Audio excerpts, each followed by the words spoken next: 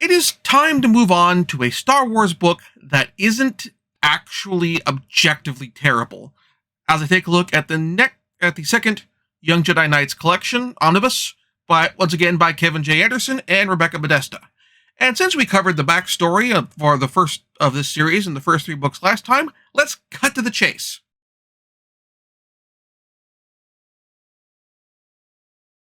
Book 4, Lightsabers. With the increasing threat of the Shadow Academy, Luke decides that he needs to step up his timeline for his training somewhat, and decides to start training Jason and Jaina's class in making lightsabers. While sparring with their new sabers, a flawed crystal in Tanelka's saber causes it to explode, causing her to lose her arm below the elbow. As Tanelka's parents are off planet from Hapi at the time, her grandmother decides to use the opportunity to make a power play and whisk her back to Hades to end this, quote, silly Jedi nonsense. That's her grandmother's words, not me describing her grandmother's point of view. Jason, Jaina, and Lobaka decide to go visit, having their best friend and Jason's crush is royalty, which honestly shouldn't be a big deal for at least two of them. That would be the twins, considering their mom is a head of state. Only for them to run into a series of political assassinations attempts, which the four have to get to the bottom of. Book 5, Darkest Night. Our four young Jedi Knights travel to Kashyyyk, where Lobaka's younger sister, Sirakuk, is going to undergo a coming-of-age ceremony. At the same time, Zek of the Shadow Academy, the former friend who our main characters had met on Coruscant in the previous installment that we covered, ends up taking part in a Shadow Academy raid on the same city in Kashyyyk to steal computer components and weapons for the Shadow Academy plans, which our four protagonists get caught in the middle of, and have to fight to survive, while also trying to make sure that Sirakuk completes her trial alive. Book 6, Jedi Under Siege. All this comes to a head as the Shadow Academy launches their attack on the Yavin 4 Academy, and will take all of the skills of all of Luke's students to fend off these various Dark Jedi until reinforcements can arrive and fend off the Shadow Academy and their forces, and ultimately destroy the Shadow Academy.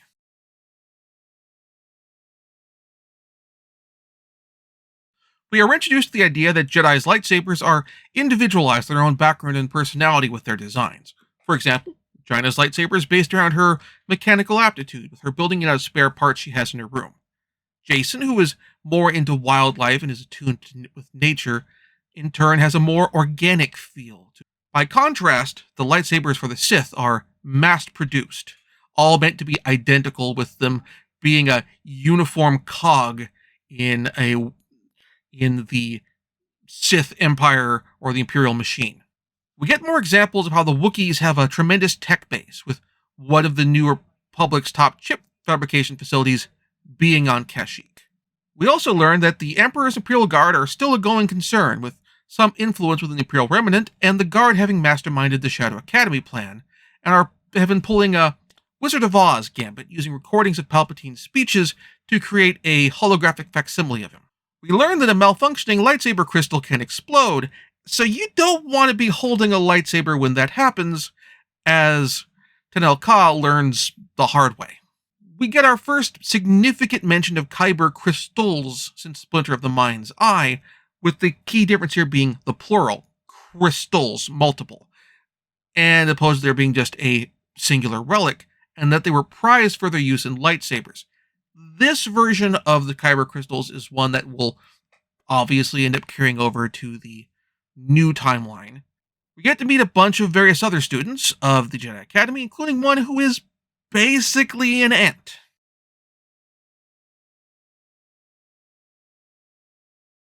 For the Young Jedi Knights as a whole, all of them make their own lightsabers, and each end up at various points having to take a life, either directly or indirectly, and either in single combat or in a fighter dogfight. For Jacen Solo and Tenel Ka, the two become more aware of their feelings for each other, though they aren't exactly officially a couple yet. As for Tenel Ka herself, she loses an arm due to an overstressed lightsaber crystal causing her lightsaber to explode, and she elects not to get a prosthetic, with the loss of the limb not appearing to hold her back. She is also able to persuade her grandmother that no, training to become a Jedi Knight is a big deal, both to her and in general to the galaxy, while her grandmother also helps reinforce to Tenel Ka the importance of her political training, in turn making her a better diplomat when she goes on missions in the future. For Lobaka, we meet Lobaka's sister and more of his immediate family. For Luke Skywalker, he attempts to turn Brackus back to the light side, but ultimately fails as Brackus flees back to the Shadow Academy, where he learns the truth behind the Academy's backers, and he is ultimately killed by the Shadow Academy's self-destruct mechanism. And for Zek, after killing one of the lead Night Sisters' chosen apprentices in a duel of a death, he ends up co-commander of the Kashyyyk raid, before ultimately turning back to the light side during the attack on the Yavin Academy when faced by Jaina, and he warns the Jedi of a bomb placed in the main Academy building, saving them all from the blast, but at the cost of his own life.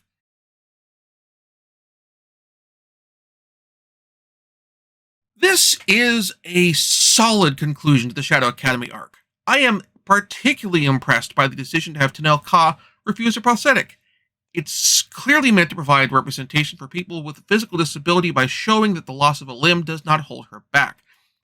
Significant considering that at this point in Star Wars, we've already established in Return of the Jedi that prostheses in Star Wars are effectively indistinguishable from a regular limb in terms of their capabilities. In the case of, well, Luke's hand. I also really like the wide variety of the Academy students, and the fact that the majority of the students were able to avoid taking lives. It makes the moments where our main four protagonists have to directly or indirectly take a life more significant. It's also important that our protagonists don't take lives casually. Jaina is horrified when she ultimately ends up killing a Night Sister during the attack on Kashyyyk. Tenel Ka is less upset with the ultimate death of killing a Night Sister she fights, but also there's a sense with the riches of Dathomir that their training is more pragmatic, that acknowledging that being a warrior means that sometimes you have to kill, and you shouldn't revel in it, nor is it something to be happy about. We're not the Night Sisters after all. But if you have to do it, then you have to do it. And so you do it, you move on, you make it quick, you don't be cruel about it. You try to be if you have to kill someone, make it quick and painless for them. And move on and cope with it and deal with how it feels afterwards once you've survived to do so. The key word being here to survive. It also bears mentioning that the amount of equipment stolen by the Shadow Academy and the size of the New Republic response in comparison were relatively small, especially considering the size of attempted similar actions by Thrawn and others in previous novels. It'd be interesting also to square the twist of this, with the Imperial Guard being behind the Shadow Academy all along, with the events of Crimson Empire once we come to that. Next time is going to be a bit off, because it's Shadows of the Empire. And I've talked a bit about the game on a past episode of Nintendo Power Retrospectives, but we still have the novel, we still have the graphic novel, and and there's a soundtrack album that's not the soundtrack for the game. So I need to figure out how I'm going to handle all of this. So there's going to be a bit of time before our next Legends of the Force, but that will be what we're covering next.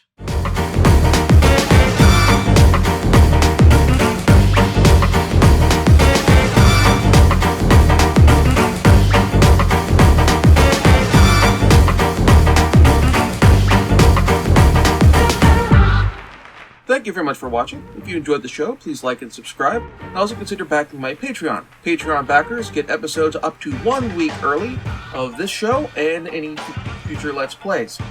Also, please consider backing my Ko-fi. Toss me a few bucks also helps support the show, and it's not a monthly obligation or anything like that.